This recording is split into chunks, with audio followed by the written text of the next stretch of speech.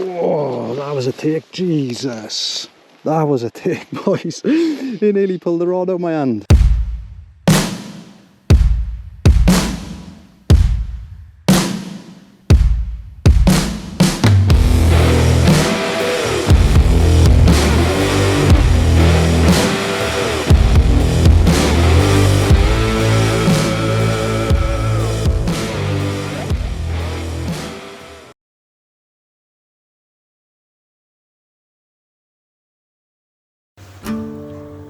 There's something about fishing high up in the mountains for truly wild trout that captivates me. The vast landscape, rolling weather cycles, the freedom and the solitude, and of course, the fin perfect wild brown trout that reside within.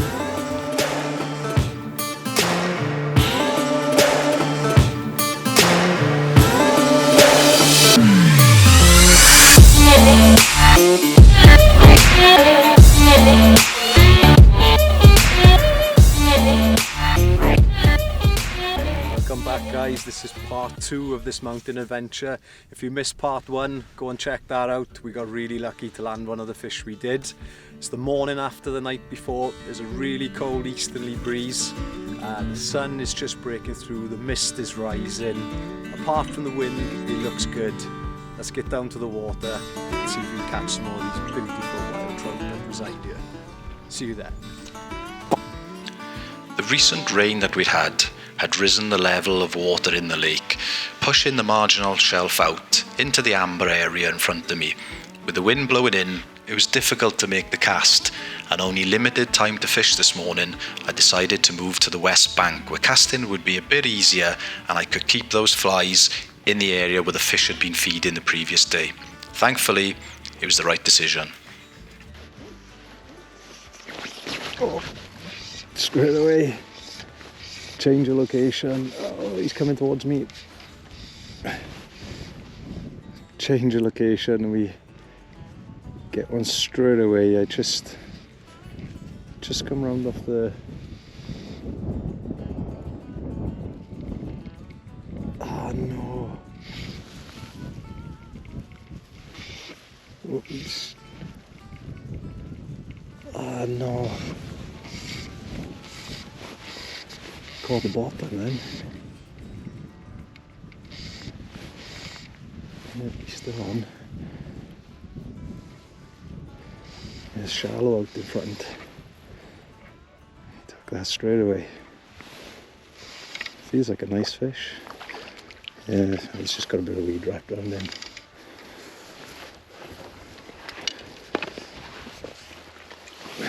It's a lovely fish.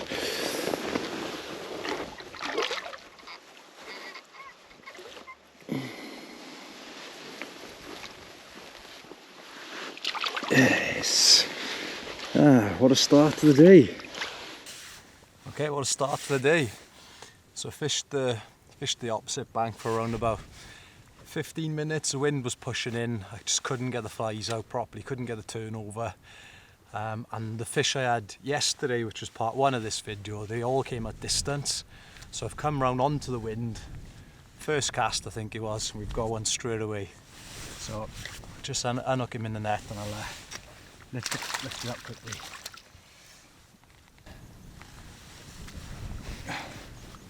Now the hook has actually popped out of the net, barbless hooks. So I'll just lift him up really quickly for you before we put him back. Another beautiful, wildy, lovely. And off he goes.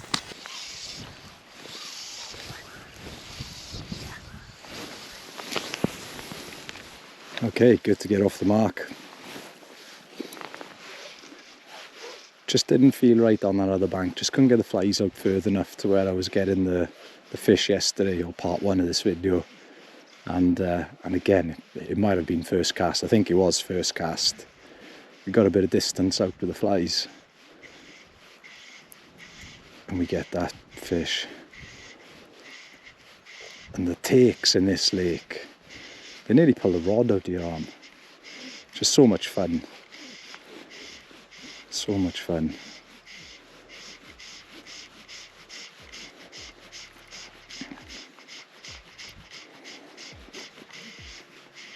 that fish as well, it got into weed. As if there's a bar out in front of me. It's quite high up in the water. And fishing barbless hooks, usually if they get any bit of slack, there's a good chance they come off. So I managed to keep the tension on that line. Just didn't give them the time or the chance to get off. So it's a good start. Hopefully we can catch a couple more.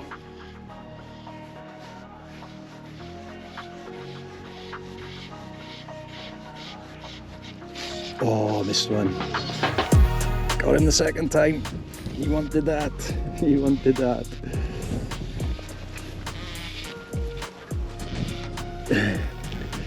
He wanted that fly for sure.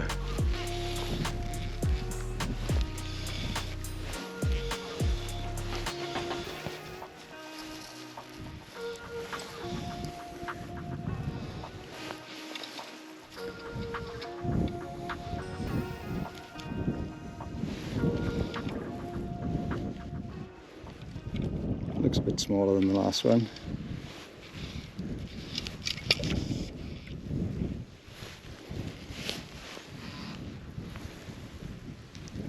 More than welcome.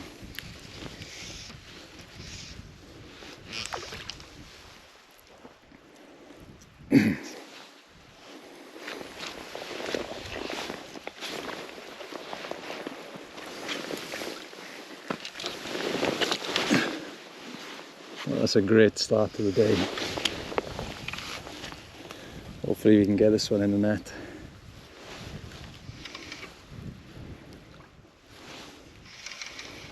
You can see all the grass and the weed on my leader. They fight so well.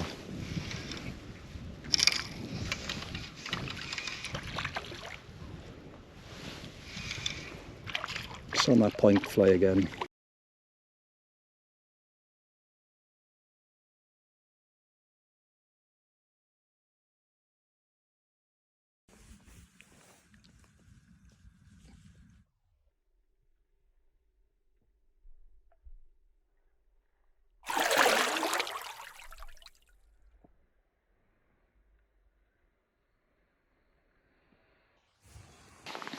Just goes to show how much experience can help you when you're fishing a lake, or knowledge of the lake. Now I fished yesterday, and all the takes and all the bites I had came at range. So I started on that opposite bank, which I probably won't show because nothing happened, for around about 15-20 minutes, and I just couldn't get the flies out to where I wanted to present them. So I moved round onto the back of the wind, and then literally first cast and a couple of casts later I've had 2 fish. Now, if I hadn't have fished yesterday and I didn't know the fish were coming at range, I probably would have persevered over there. I tend to fish in the wind. It makes for more challenging fishing. But it's where the food items and everything's getting blown in the lake, particularly on a new wind. So I probably would have persevered and potentially still not caught the fish, hadn't I had that knowledge. So we're off to a great start. We've probably not been fishing an hour yet, and we've got 2 fish.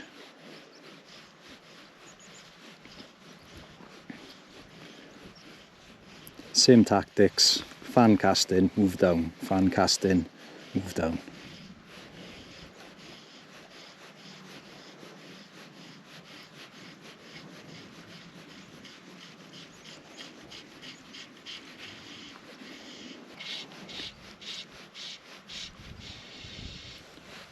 For my retrieve, I'm just switching it up. So I'm doing a couple of short pulls and maybe a long one, another long one. I would like to let the hang and then bring the flies back up.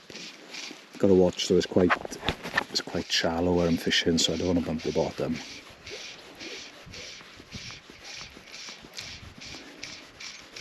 And as the flies come close in, I'm just bringing it in quick. People may argue I'm missing opportunities by not fishing in the shallows. or not giving it the time I'm giving the deeper water, but the fish are coming in the deeper water, the distance, and I'd rather spend more time out in the lake where I'm getting the fish than in the shallows where I'm just not. Okay guys, now the wind has died down, I'll quickly run through what I'm using on these lakes, and the chances are if you fish still waters or rivers, you've already got this equipment. It doesn't need to be complicated.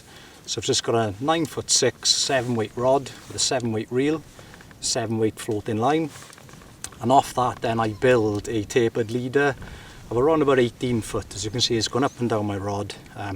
Actually it's more like 19 foot this one, and that tapers down from 6 pound to 3.5 pound tippet. And I've got the 6 pound that runs around about 9 foot, and then I've got about 6 foot, 7 foot of 3.5 pound tippet, and I'm using 2 flies. There's a bit of wind. If the wind dropped, I use 3 flies, and then I've got the heavier fly on the point, which is a gold head Cape McLaren, and then I've got a silver Invictus on the top. So I'm just using traditional wet flies today. Lures work, dry flies work on their day if you've got the right conditions, so nothing too complicated there. And then my second rod is my dry fly setup. So I've got a 9'6", 5-weight rod, 5-weight reel, 5-weight line, and then again I've got around about 15 foot of tapered leader, and this one is 6 pound tippet down to 3.5 pound tippet, and then I've got a daddy long legs hopper fly on the end, as there's a lot of them in the grass. So hopefully the wind picks up, blows a few of them onto the surface, a few fish start taking, and we can get a fish on the dry fly. And then coupled with them, you just need a net. So I've got my scoop net that I use on the river, mesh net, any net will do on here. And then I've got my pouch with my flies. I've got my Polaroids, tippets, all sort of tippets. I've got a pair of forceps, although I'm using barbless hooks, so shouldn't need to use them. And then I've got some degreaser, and I've got some muslin for my fly line. So I've gone through in a previous video what I do with my fly lines, and I do it a bit differently to most people. So what I do at the end of each session is then I grease the fly line. So I use muslin at the end of the session, not the start. And the reason I do that is because I'm using long leaders. The tippet can get wound onto the reel or comes in contact with the line, and then that silicone for the muslin goes onto the tippet and makes it float. So what I do at the end of the session, I do it then, and that aids in two ways. One, at the end of the session, I clean my fly line, so it's not going away with any grit or muck on it. And the second one, it protects my leader from getting silicone on it. And then the last thing I do then, which you would have seen me doing many times before then, is I degrease the fly line using full in mill mud. There's lots of different types out there. They all do pretty much the same thing. And that is it, pretty standard. Then you just need your day ticket, which I've already told you about, and the fishing passport, and of course a rod license, and you're away to go. Easy.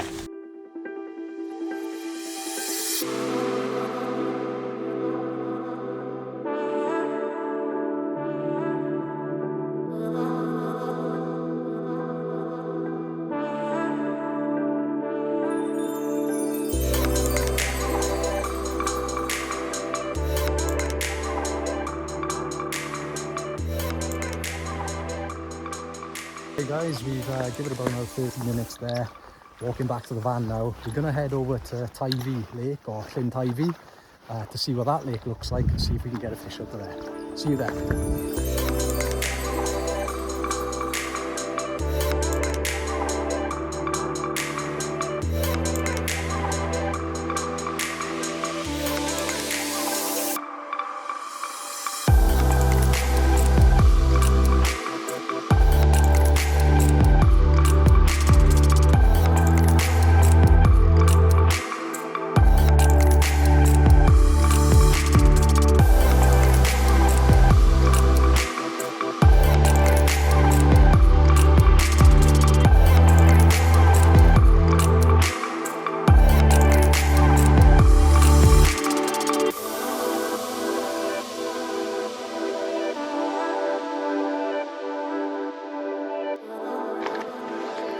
This area looks good, doesn't it?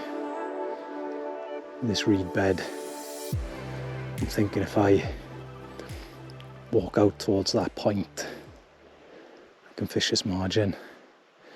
And there's some structure in the water over there. So we fish here and then we walk around the other side and we'll fish to that structure off the point there. And then we'll fish off that point and then we'll call it a day. Let's see if we can get one.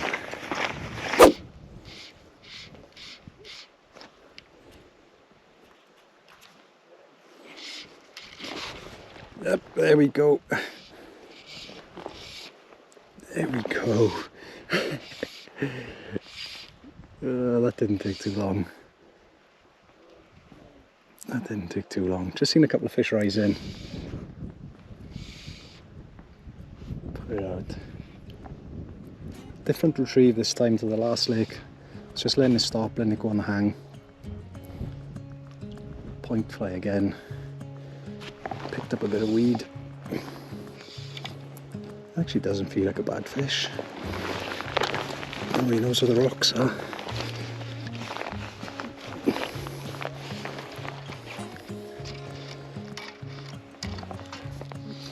He knows where the rocks are. Yeah. A bit smaller than we were catching in the other lake. But more than welcome. Lovely. Another nice, beautiful Welsh brownie.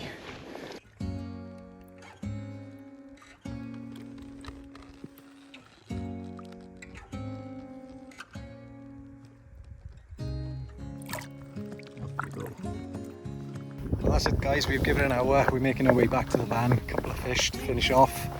It's been a cracking couple of hours fishing and beautiful scenery. The sun is beating down. My belly's telling me it's dinner time, so I'm gonna head back to the van and get home. If you've stuck around this long for the video, I really do appreciate it. I'll catch you on the next one. Take care.